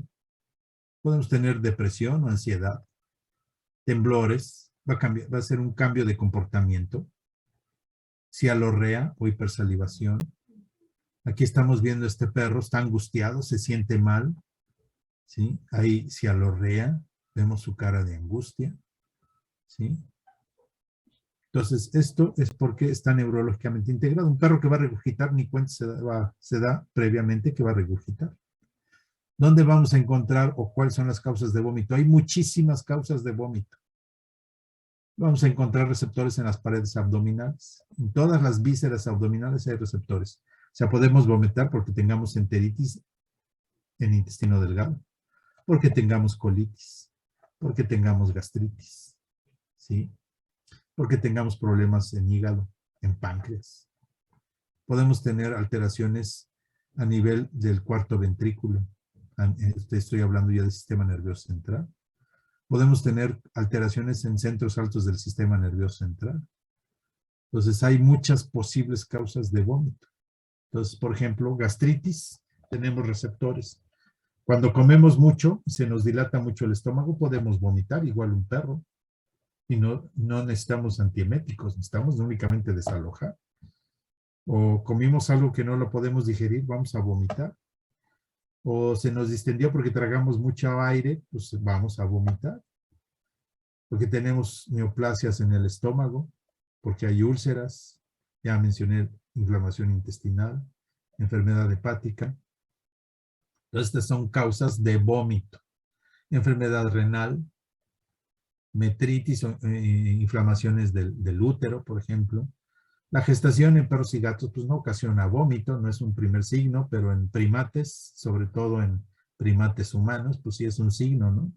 Decimos, creo que la chachis está embarazada, está gestante, ¿por qué? Pues que tiene vómito. En humanos sí, uno de los primeros signos de gestación es la náusea, las ganas de vomitar, ¿no? Pues chispas, pues ¿qué hice? Pues ya sabes qué hiciste, ¿no? ¿O qué hiciste tú? ¿No? Entonces, todas estas son causas de vómito. Infecciones agudas. También cuando tenemos alteraciones de líquidos y estamos deshidratados o hicimos mucho ejercicio, podemos vomitar por el esfuerzo, podemos vomitar por la situación emotiva, podemos vomitar porque tenemos alteraciones electrolíticas, podemos vomitar porque tenemos insuficiencia cardíaca. Hay muchas posibles causas, ¿no? Alteraciones endócrinas, hiperadrenocorticismo, hipoadrenocorticismo, diabetes mellitus, porque tenemos a nivel sistema nervioso neoplasias, quistes, abscesos, porque hay hidrocefalia, porque hay trastornos vestibulares, Por ejemplo, la gilacina, si le aplicamos a un paciente para anestesiarlo, pues va a vomitar. ¿Por qué? Porque esto va a estimular a los centros del sistema nervioso central a que haya vómito. ¿Ok? Hay muchas posibles causas. Faringitis o estimulación de la faringe cuando nos ponen el abatelenguas, ¿no? O cuando nos van a hacer una endoscopía, cuando nos dicen, a ver, degluta y nos están pasando la fibra, pues entre deglución y arcadas del vómito, pues ahí no la llevamos, ¿no? Muchas causas. No en todas se requiere antiemético. Aquí estamos viendo, ¿cómo vamos a saber? Pues vemos al gato. ¿Qué tiene este gato? Cialorrea. Tiene la pupila dilatada, no se siente bien. No actúa como normalmente actúa el gato. A ver si se ve este video. ¿Sí se ve el video? Sí. Estamos viendo, el perro no se siente bien, ¿verdad? Tiene arcadas. Cuando dijeron, es que es activo, pues estamos viendo un perro que un propietario nos diga, tiene vómito. A ver, descríbame el vómito. No, pues anda caminando y de pronto se le sale la comida. ¿Les parece vómito? No, porque debe haber arcadas. Para que un perro vomite tiene que hacer este tipo de movimientos.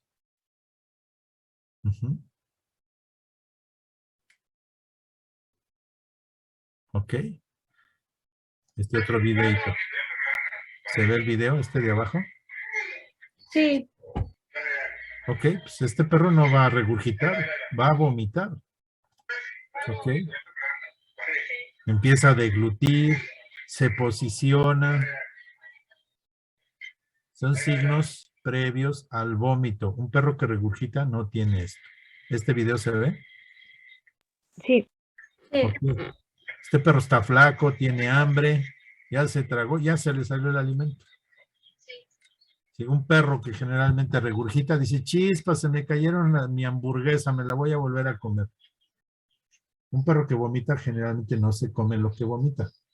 Generalmente. Entonces, vean, ¿no? Sin arcadas ya se le salió el alimento. ¿Ok? Este perro tiene megaesófago, tiene apetito, es un problema local. Este era un setter irlandés ahí cruzadón. Se está comiendo lo que regurgitó. ¿Por qué? Pues porque él tiene hambre, el alimento no le llega al esófago. ¿Sí? ¿Ok? Entonces, a nosotros nos toca diferenciar entre vómito y regurgitación. Tratamiento. No hay un tratamiento del vómito. Tenemos que tratar lo que está ocasionando el vómito.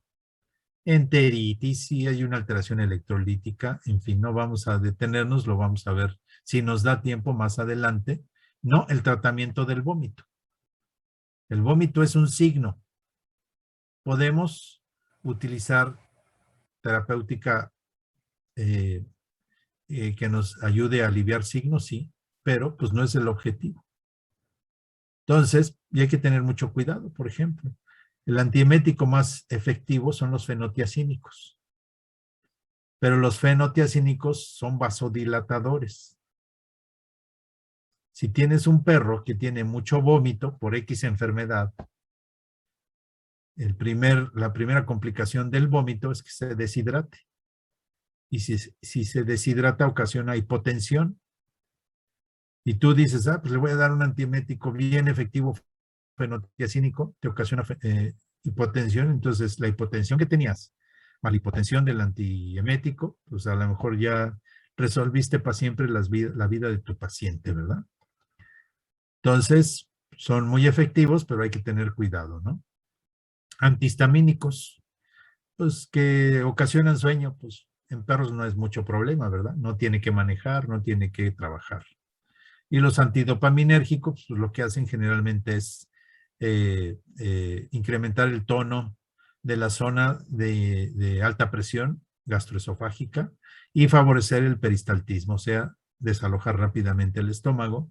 Y si el estómago no está lleno, pues entonces la tendencia a vomitar es menor. Entonces, no anoten las dosis, ya platicamos de la tabla de dosificación. La cloropromacina es uno de los más efectivos como antiemético fenotiazínico. Antihistamínicos, por ejemplo, la que más usamos es la meclicina. Por ejemplo, nos puede llegar una persona que nos indique que va a viajar y que se va a llevar a la perra porque se van a cambiar de ciudad, pero la perra no está acostumbrada a subirse al carro y que las 2 veces que la han subido ha vomitado, y como van a viajar a Guadalajara, pues no quieren que la perra se vomite, pero está gestante. Si yo le doy un fenotiacínico, la voy a hipotensar y voy a hipotensar a los cachorros y se pueden morir. Puede tener efecto en ellos. Entonces, lo más adecuado en este caso para una perra gestante sería la meclicina. ¿Sí? ¿Por qué? Porque va a tener su efecto antiemético en la perra sin afectar a los cachorritos in útero, ¿no? Por ejemplo.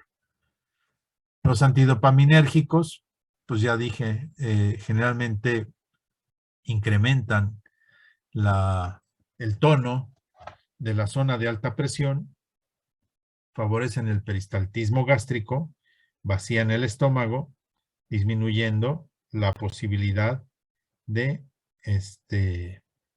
que haya vómito por presencia de alimento en el estómago. ¿Ok? Entonces no son antieméticos directos, ni tampoco lo utilizaría como antiemético. Si quiero un antiemético, pues tengo el fenotiacínico con los cuidados que ya mencioné y los antihistamínicos. ¿Preguntas? Una pregunta, doctor. En cuanto a los fármacos, el citrato de maropitant o el ondansetron entran dentro de fenotiacínicos o eso es otra No, familia. son nuevos, son efectivos. Ok, gracias. Es un grupo aparte. ¿Ok?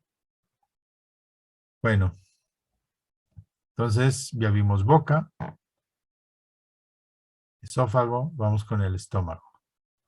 El estómago tiene la función de almacenar el alimento, de mezclar el alimento. Lo que vamos a hablar son monogástricos.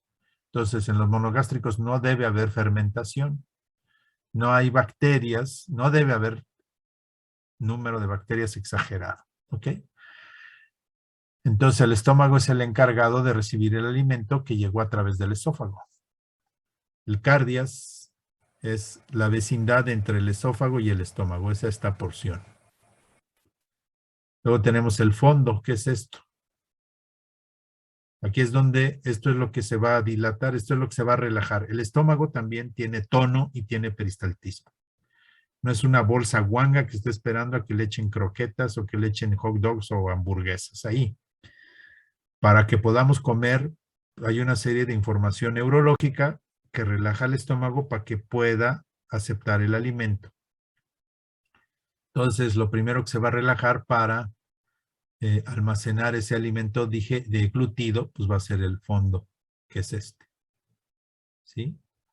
Después vamos a tener el cuerpo.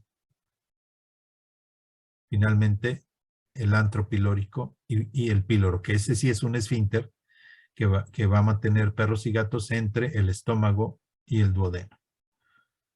Va a estar cerrado mientras se desee que el alimento se quede en el estómago. No es una molleja, no es algo que triture. Los monogástricos trabajan a base de secreciones enzimáticas y de ácido clorhídrico para descomponer el alimento, no descomponerlo que se descomponga, sino fraccionar el alimento, ¿no? Vamos a tener una serie de células productoras de diferentes compuestos, ¿ok? Vamos a tener que hay mucosa, esta mucosa va a producir un moco importante que es el sello entre la luz del estómago y la mucosa. Es una válvula de una sola vía. Permite que la secreción que produjo la mucosa pase a la luz, pero una vez que esa secreción está en la luz ya no le permite tener contacto con la mucosa. Entonces eso es lo que va a proteger al estómago, a la mucosa, de la irritación del ácido clorhídrico, cosa que no sucede en el esófago. El esófago tiene mucosa, pero no produce moco, ¿ok? Entonces, vean, aquí sí hay serosa. Entonces, por eso es que podemos mejor empujar el cuerpo extraño que está en el esófago al estómago y retirarlo por cirugía del estómago, ¿sí? En este caso es deseable que hacer cirugía sobre el esófago.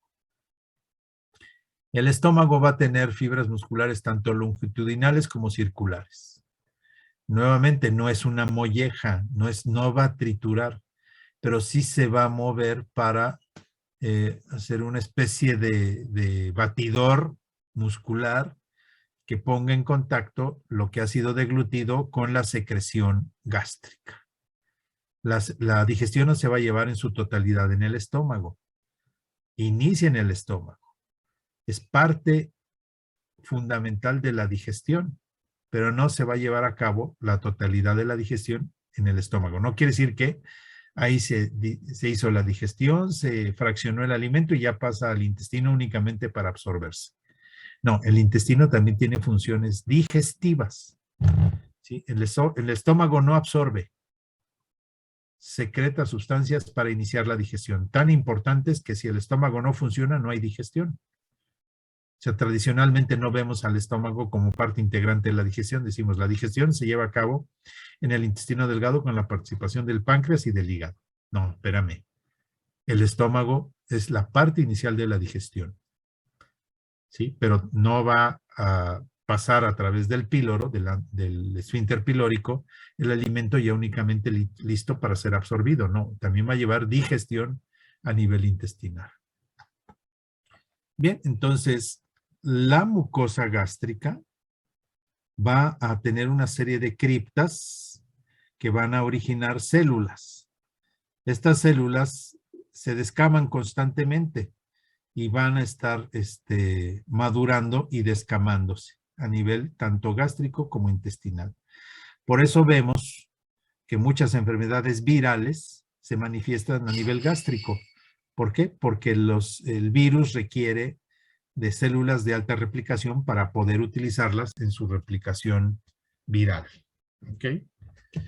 Aquí vemos, por ejemplo, células parietales. Las células parietales van a segregar el ácido clorhídrico.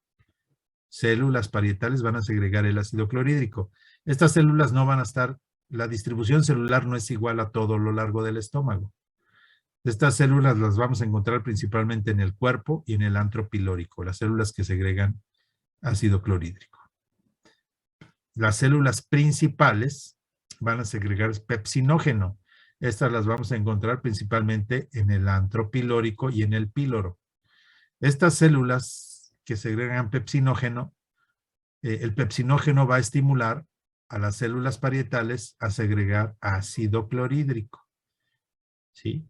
O sea, se echan porras entre ellas. ¿Sí? Entonces, por eso decimos úlcera péptica. ¿Por qué?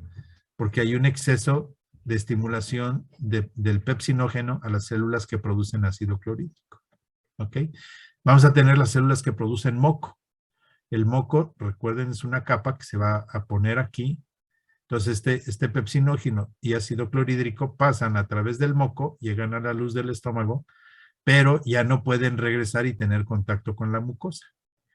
Cuando damos medicamentos que disminuyen la producción de moco, como son los no esteroidales, a la aspirina, por ejemplo, el naproxeno, ¿sí? Todos los analgésicos o antiinflamatorios no esteroidales disminuyen la secreción de moco, y entonces el ácido clorhídrico tiene la posibilidad de tener contacto con la mucosa y la va a irritar, la va a ulcerar y puede ocasionar problemas muy graves.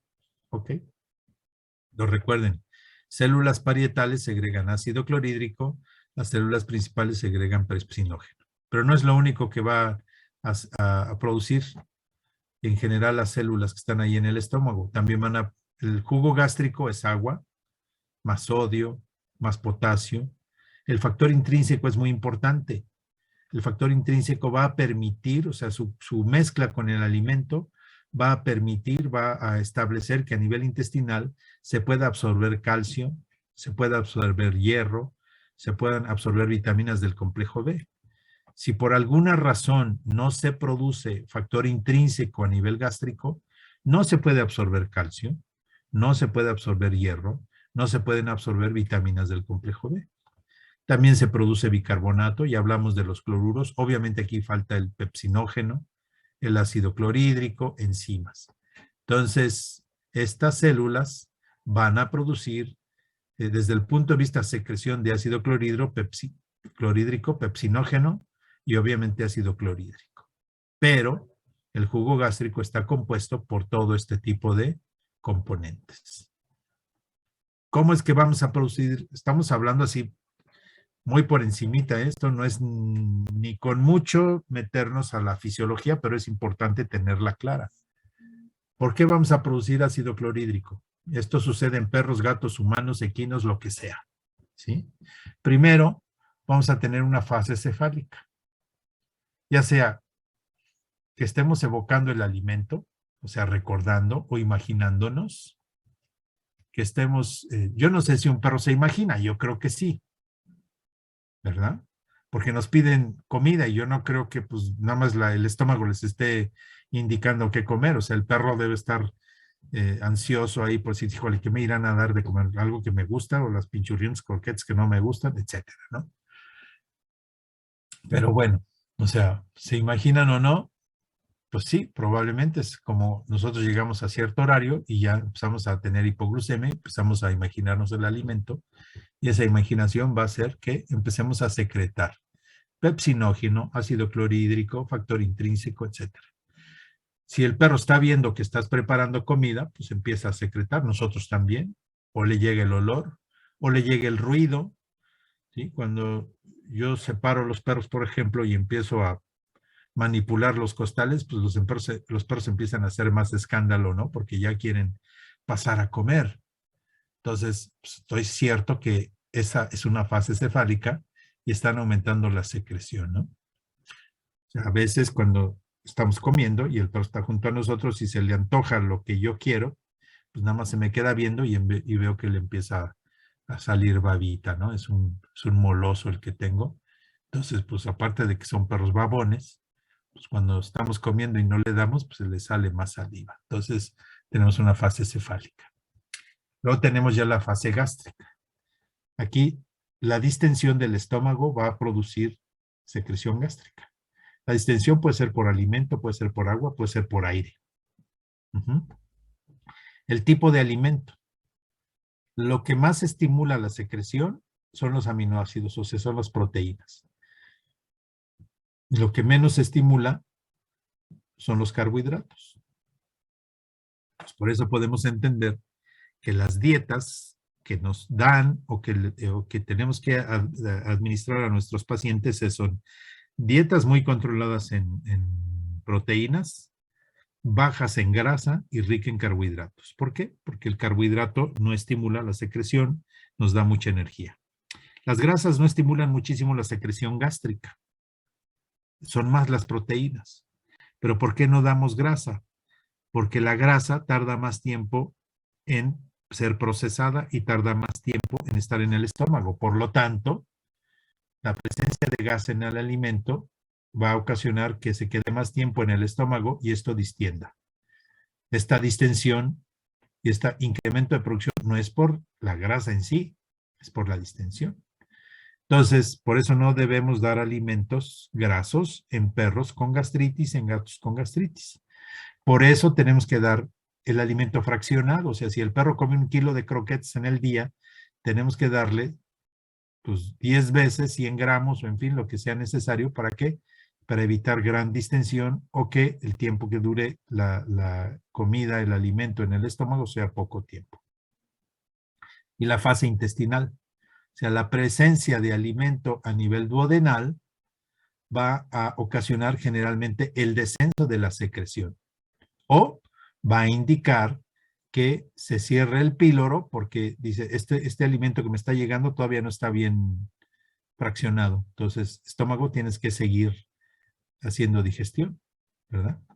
Entonces, por eso es que las dietas son fraccionadas, poco volumen, poca proteína, mucho carbohidrato, mínimo de grasa. ¿Ok?